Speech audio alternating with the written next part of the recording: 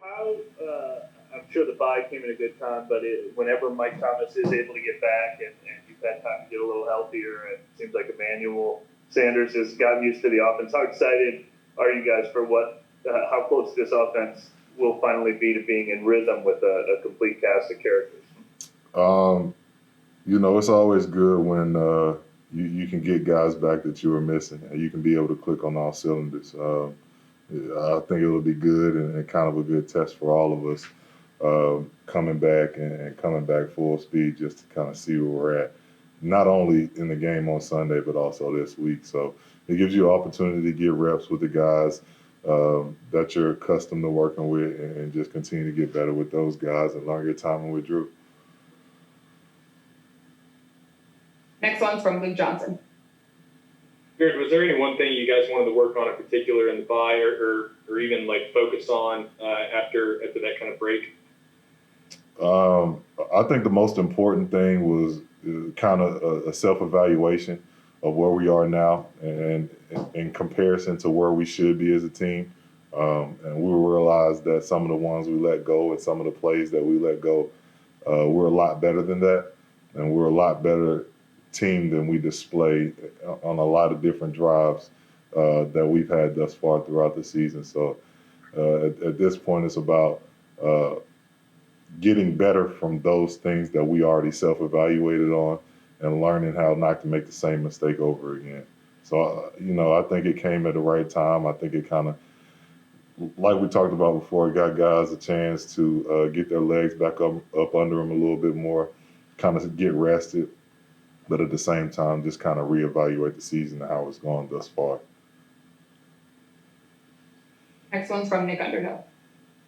How close do you feel like you guys are to achieving that level in some of those things you located? And are they easy fixes, or are they deeper seated problems? Like what's the process there? That's always kind of hard to tell. You're always, coach said it perfectly last week. We're still in search of that perfect game, right? You're always in search of that perfect game to where, all three phases are clicking: offense, defense, special teams. Guys aren't making mistakes, and everybody's just kind of playing lights out. So you never know when that's going to happen, and you always continuously prepare for that. But things happen in the game quite often that you just have no control over, or that are out of your control. So you're always searching for that perfect game, and once you get the one perfect game, you always want to continue to have one and kind of stack them and back to back. So you're always clicking as a team. So I think we're still searching for that. And I think even once we have that perfect game, good teams never rely on that perfect one or are satisfied with that perfect one. They continue to search out for an even better game that they can have. So I think we're still looking for that. And is it weird to be talking about it like in this tone and through this prism when you guys are averaging 30 a game? Like, is it that bad when you're scoring that many points? No, I don't think it's weird. I just think that's the nature of the league. I think a lot of teams are putting up points this year, and I think a lot of teams are playing pretty good offensively. And I think it matters. What really matters is the guys that are in this building and in this locker room offensively to know,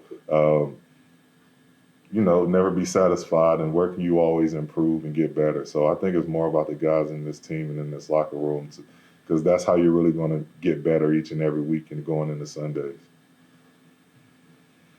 Next one's from Catherine Carroll.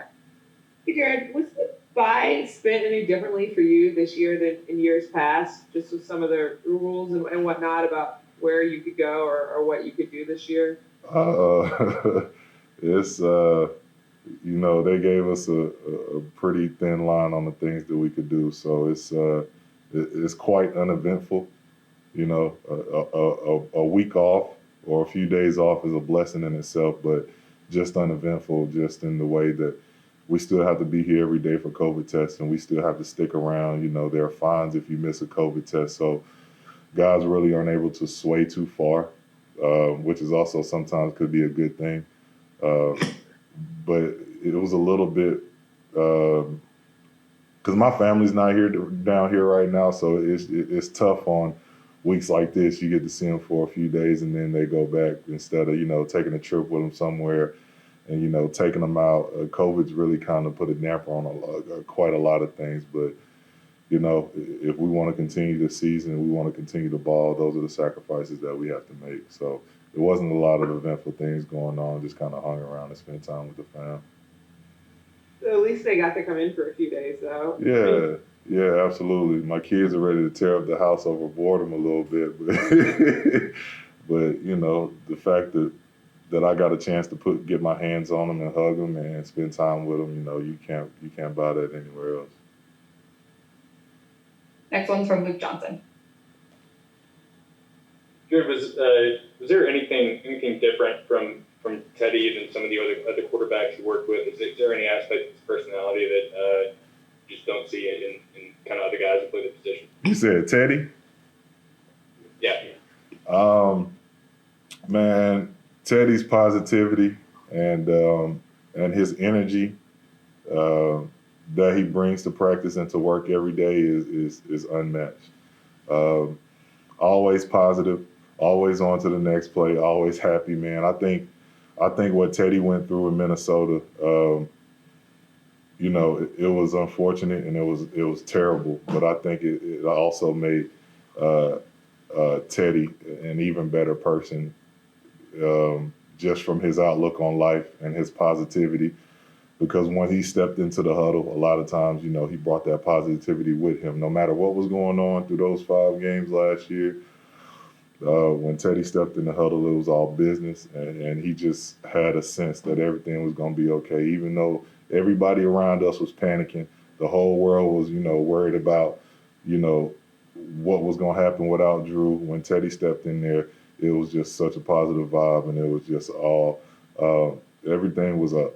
Everything was going up. So I just think that's who Teddy is. You know what I'm saying? And I think his past experiences have helped him become that type of leader, to where, you know, just trusting me, things will be all right. And I think Teddy definitely has the arm and the physical attributes and mental attributes to continue to do that and keep playing well. He definitely deserves it.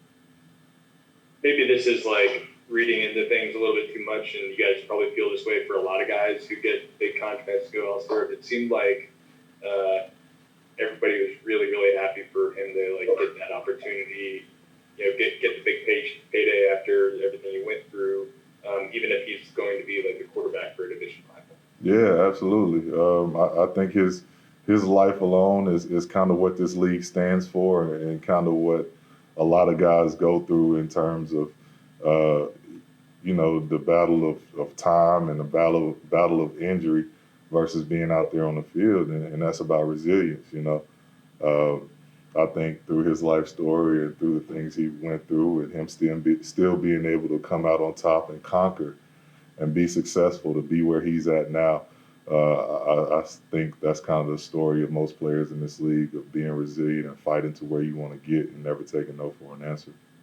And we're all happy for him, of course. You know, he definitely deserves it for sure. Next one's from Brooke Kirchhoffer. Hey, Jared, I'm curious, did you have any opinions about playing in Tiger Stadium? I know that excited to maybe be playing in front of 25,000 fans. Just how do you feel about all of this and how this is circulated this week? This morning was kind of the first time I've heard about it. And it was just kind of like on a pass-by type situation in the locker room going out to practice just now. So I'm not really sure. You know, it'll definitely be a different vibe if that does become the case.